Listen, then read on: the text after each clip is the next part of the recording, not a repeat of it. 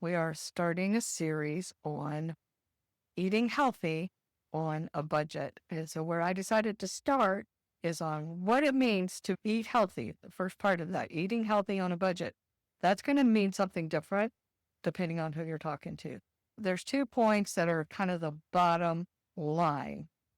Prioritizing real, whole, nutrient-dense foods and minimizing the toxic, ultra-processed, fooled around with foods. That's pretty much the basics. There's a lot of different ways we can look at that. Personally, for myself, I have come down to these 11 principles of the Wise Traditions diet from the Weston A. Price Foundation. There's also a website where you can pull it up, and I can put a link to that down below. So let's just look a little bit about what those 11 principles are. And the very first principle is one of my 2 basic points, is about avoid refined and denatured foods.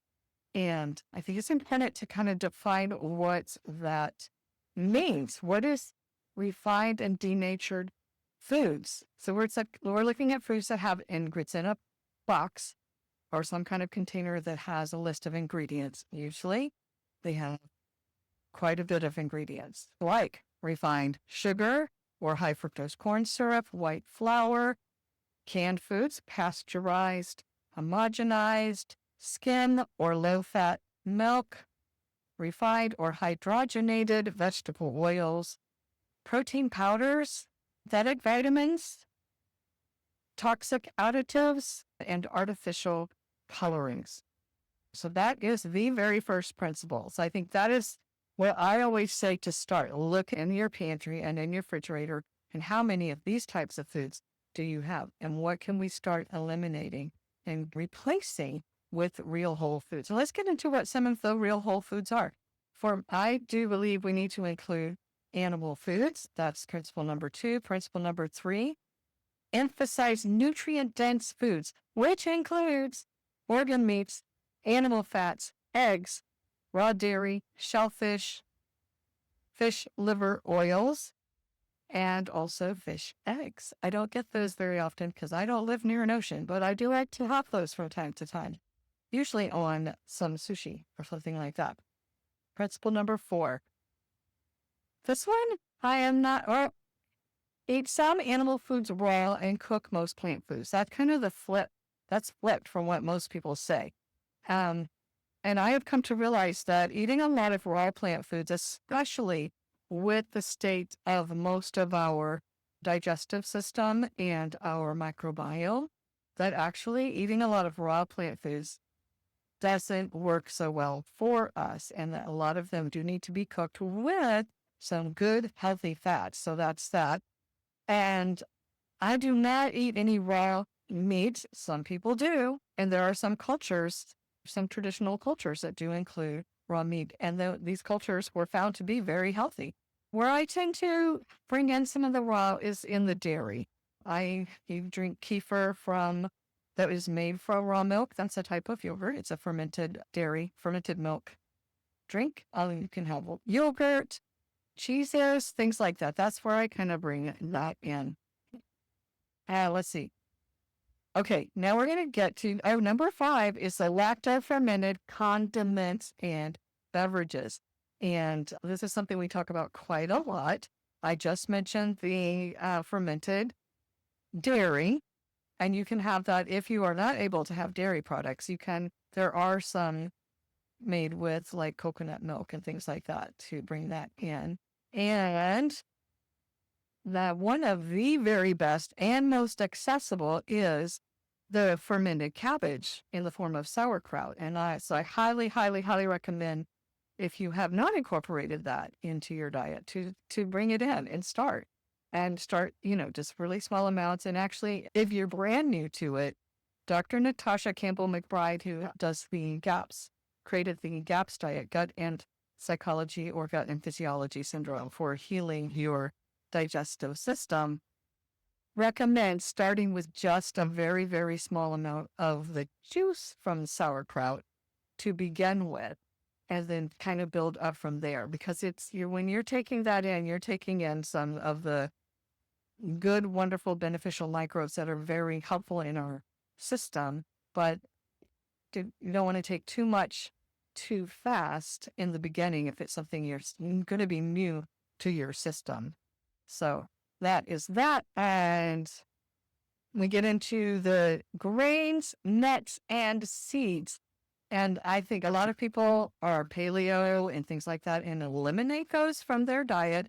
And I do think that those things have been a part of traditional cultures and traditional diets. But what's different is how they were prepared. And we have taken a lot of shortcuts in how we prepare all of these things, nuts, grains, and seeds, and also legumes with our industrialized food system. So we can learn how to soak them, sprout them, and ferment them to make them more digestible and usable by our bodies. So that's an important principle right there. And then, of course, enjoy saturated fats and avoid those industrialized oils. Consume animal foods from land and sea to balance the omega-6 and the omega-3s. And then number 9 is to use unrefined salt liberally. Number 10 is to include gelatinous bone broth in soups, stews, gravies, and sauces. And I think this is huge. This is so, so important, especially with most of us in our culture today needing to do some gut healing. This is where that's going to happen, is bringing in these bone broths, or also are called, the way you make it, it's either going to be bone broth, which is cooked a really long time, or meat stock, which is cooked a shorter time. This is huge. It's so, so important to bring this in to your diet. And then principle number 11 is more for those of not just women. It is, but for men and women that are in those childbearing years, that traditional cultures actually were pretty intentional about how they ate when they were ready to start a family. So they were emphasized nutrient-dense foods before pregnancy and during pregnancy, and for our growing babies and children. So which would be all of these other principles that I just read. So that's principle number 11, which I think is something is kind of not thought of very much in our culture. And so that's the principles that I operate from. And I can put a link to the webpage. When I talk about eating healthy, that's pretty much what I mean. But let's talk a little bit real quick about, I said 80-20-ish. And I know I've heard from folks before when I've talked about this that I don't like rules. And I just don't know what else to call it. So I keep putting rules in quotes because it's not really meant to be a rule. I've talked about it in the past as kind of more like a measuring stick or a sliding scale to see where you are. As far as trying to strive for eating healthy, we want to also not add stress and anxiety into our lives by trying to reach some state of perfection or 100%, We live in a fallen world, and that's just not always going to be possible.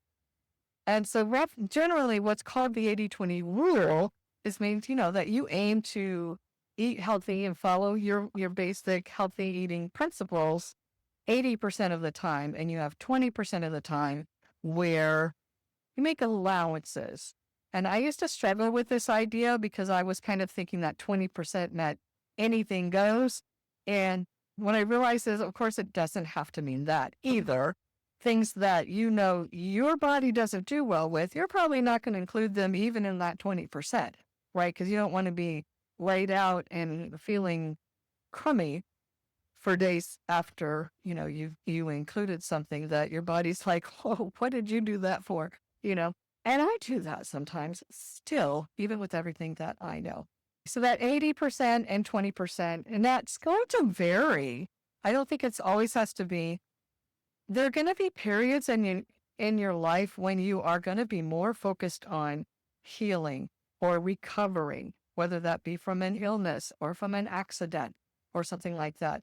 And you're going to maybe want to be a little more, for lack of a better word, strict, a little more, increase that number from 80% up to 90 or 95%, and just really be focused on bringing in and primarily eating those healing foods that are supporting and nourishing your body, because that's what your body needs right now, right? So there's going to be periods of times when you need to do that. And so you're going to be almost, get that little allowance number down as low as possible because if you're in that healing mode, you don't want to be throwing in more toxic, challenging things at your body to have to deal with, right? So you can move that sliding scale from the 80% up to 90%, 95%. It's probably, I don't know if it's possible to hit 100%, but and that's going to be depend on just how sick you are. I was looking back at one of my favorite books to recommend, Beyond Labels, to help. I highly, highly recommend this book to anyone that's looking to kind of improve what's in your pantry and begin to move away from so much of the ultra processed foods that aren't helping you and your body, and into more whole foods. This is an excellent book. It takes you one little step and one little bite at a time. They're called Practical Bites. And in Practical Bite 29, there's two authors, Joe Salatin, may have heard of him, very famous farmer, regenerative farmer, and Sina McCullough. And Sina has come to where she is from, a very, very serious illness where they weren't really sure she was going to survive this illness. She had reached a point where she couldn't even get up off the floor. Like her husband had to carry her downstairs in the morning and stuff like that. And so once she learned what was kind of contributing to that, and then began to recover and learned how to really help it good nourish and support her body, she doesn't want to go back to that. So she is way more strict. But then Joe comes in and talks about the 80-20 rule, and that, he hasn't dealt with that kind of an illness. So he is a little bit more lenient. And he says, if I had the history of near-death health that Sina had, I might be this militant as she is. He's calling it militant. It's strict, militant, however you want to say it. Mainly, you're looking out for your body. You know what's going to make you sick, and it's not worth it to go there if you've been that sick before. So there are reasons, and we need to have grace and understanding if we have someone in our life that that's where they are, because they don't want to be that sick and they're trying to recover, and then they want to maintain and stay that way. So 80-20, 75, 75-25, wherever you want to have that sliding scale for you and what works best for you. So that's how I like to think about that 80-20 rule. This kind of depends on what is going on with me and with my body right now. And if you are trying to hit 95, 100%, but bringing in a lot of stress and anxiety, whether it be over, the budget and how much things cost and things like that, that stress and anxiety is also going to have an impact on your body. So that's kind of why I wanted to bring that 80-20 idea back into the forefront as we're looking at how to eat healthy on a budget. I think 100% across the board, every single one of us have areas in our lives that we can improve and where we can do better, where we can make some adjustments. But we always want to do this from a place of faith and trusting our provider and having grace for ourselves as we're learning and growing, grace for the other people in our family or the other people, that we are associating with, and things like that. Maybe you don't agree with some of the principles in here, but I think we can all, as sisters in Christ, agree that there are some serious issues with our industrial food system, and we definitely want to be paying more attention to what we are eating, what we're picking up that is called food. I've heard it called food-like products, right? Things that are edible, but are they giving our bodies what we need? And or are they even not just maybe not providing the nutrition that we need, but even causing harm because of toxic ingredients that are included in them? That is a number one. I love that that is the number one top principle in the list here. And so that is a place to start by looking at that. And then considering, okay, so what are the real whole foods that God has provided? And how can I, which is what we're going to talk about the rest of this series, how can I be acquiring those foods within the means that God has provided within my budget? And I'm sure that I won't be able to cover every aspect of that and maybe how we can, how make adjustments in the budget to maybe increase the food but part of it and things like that. But we will cover as much as we can, things that can help us kind of think and be more intentional about what and where we're getting and bringing home for us and our families to eat. And yeah, different ways that we can prepare food ahead and all of that. And I know you guys have things that you can add to this conversation. So I definitely want to hear from you. And so drop your comments down below if you have questions, thoughts, ideas, what you do.